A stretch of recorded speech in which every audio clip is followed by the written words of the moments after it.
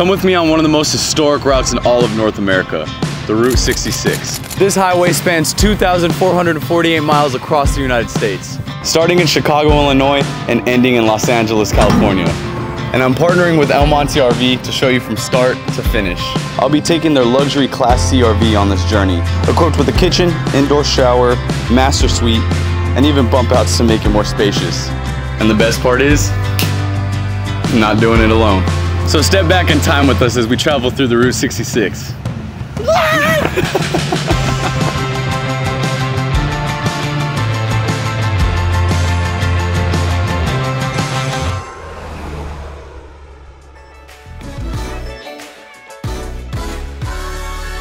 Welcome to Chicago.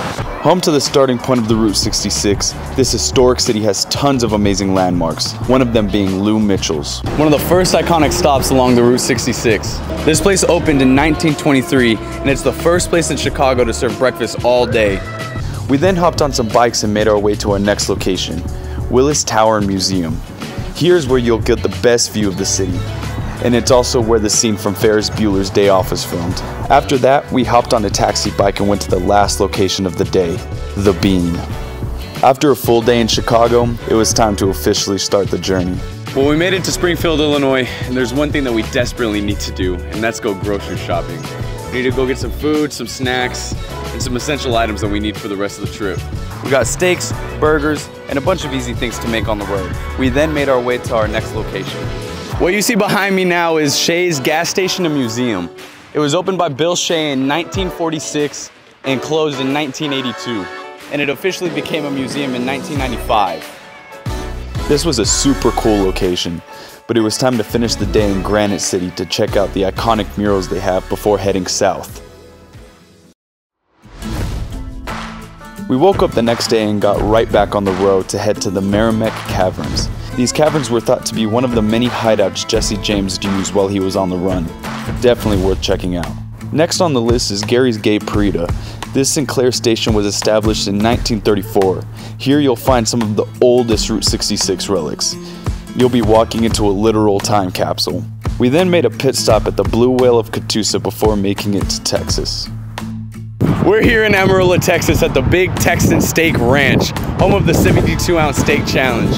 Tristan and I are about to go in and see if we can complete it. This was without a doubt the biggest steak I've ever seen in my life, and if you can't tell by my face, we didn't even get close. Next was the Cadillac Ranch, a super cool installation where you can spray paint your own piece of art. One of the coolest stops of the trip so far.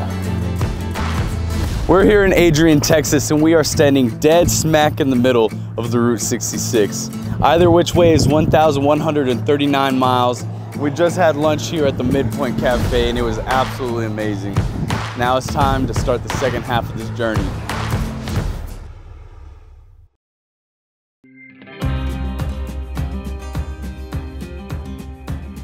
The trip may be halfway done, but there's still plenty more to see. We drove through New Mexico and stopped in Gallup to check out the El Rancho Hotel. This historic building has been in numerous Western films like Fort Apache and The Treasure of Sierra Madre. We then headed to Winslow, Arizona, and this town was booming. Home to many Route 66 murals, but most know it from the famous Eagles song, Take It Easy. And now I can say I was standing on a corner in Winslow, Arizona. Next, we stopped at Meteor Crater, where 50,000 years ago a meteor struck Earth with a force 150 times greater than the atomic bomb. This was a super cool sight to see.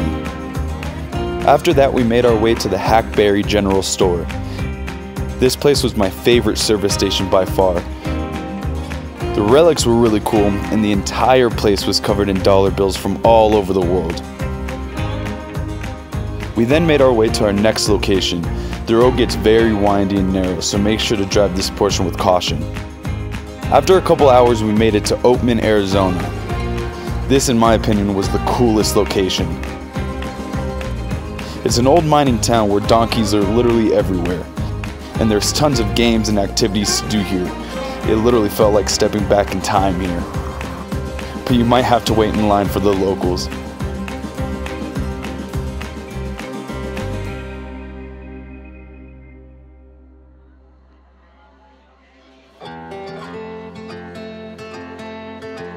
When we woke up, we got everything ready to make the trek to the 8th and final state of the Route 66, California.